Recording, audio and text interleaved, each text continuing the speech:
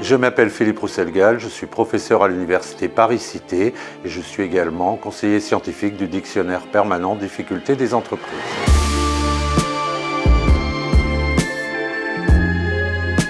Le droit des entreprises en difficulté, on parle aussi de droit de l'insolvabilité, de droit du restructuring, a pour objectif de traiter les difficultés des entreprises, alors pour essayer évidemment de les redresser, de les sauver, on comprend pourquoi, pour des raisons économiques, pour des raisons sociales aussi, mais également de traiter la liquidation lorsqu'elles ne sont pas viables, de telle manière à les liquider rapidement, efficacement et à ce que les créanciers puissent récupérer tout ou partie de leurs créances.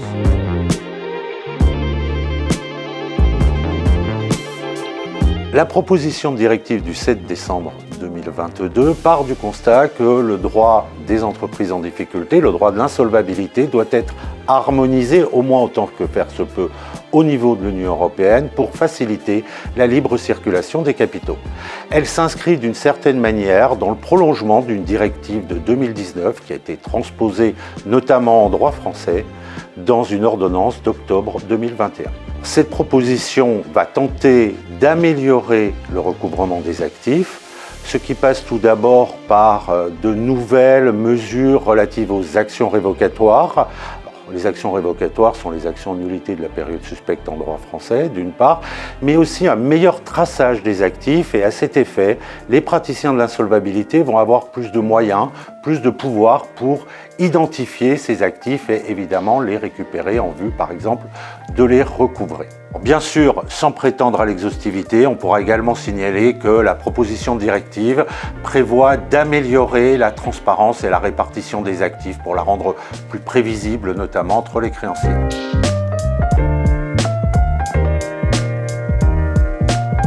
La proposition de directive prévoit également une procédure de cession pré-négociée.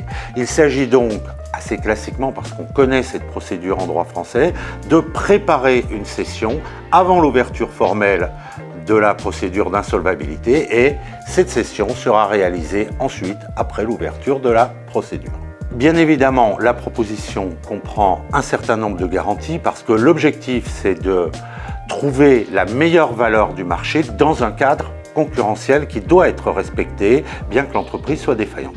La proposition de directive laisse une certaine marge de manœuvre aux États membres, mais il s'agira d'assurer une compétitivité entre les repreneurs, une véritable concurrence entre eux, une transparence, dans un cadre sans doute confidentiel, mais les États pourront aussi choisir, par exemple, de recourir à des enchères publiques au cas par cas. Donc il y aura sans doute une certaine adaptation au niveau de la transposition dans les États membres. Et en tout cas, on voit bien qu'on est assez proche de la procédure de prépaccession que connaît bien le droit français, qu'il pratique depuis de longues années.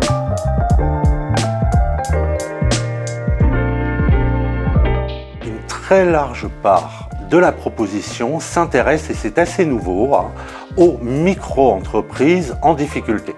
Alors, c'est quoi une micro-entreprise? Il faut quand même le dire pour savoir de quoi on parle. Une micro-entreprise, c'est une entreprise qui n'est pas si petite que ça, puisqu'elle peut aller jusqu'à 10 salariés ou 2 millions d'euros de chiffre d'affaires. Bref, 90% des entreprises en France, et certainement pas seulement en France, vont être concernées par cette partie de la proposition de directive.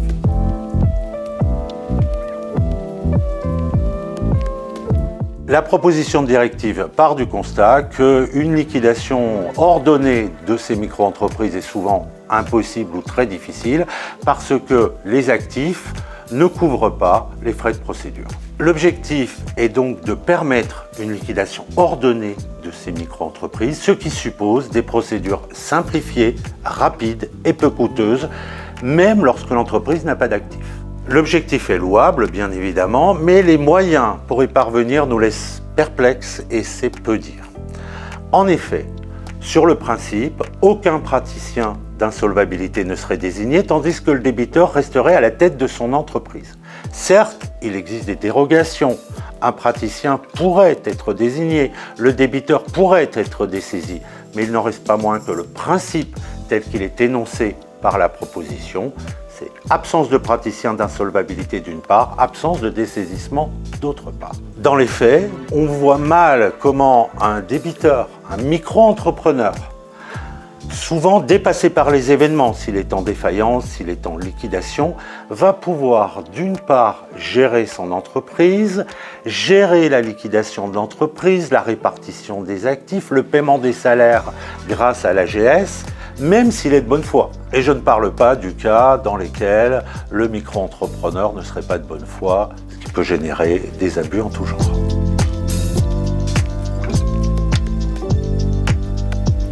La proposition me semble mériter, je dirais même impérativement, d'être revue complètement à l'aune du droit français, puisque le droit français connaît depuis longtemps des procédures simplifiées, rapides, peu coûteuses et efficaces.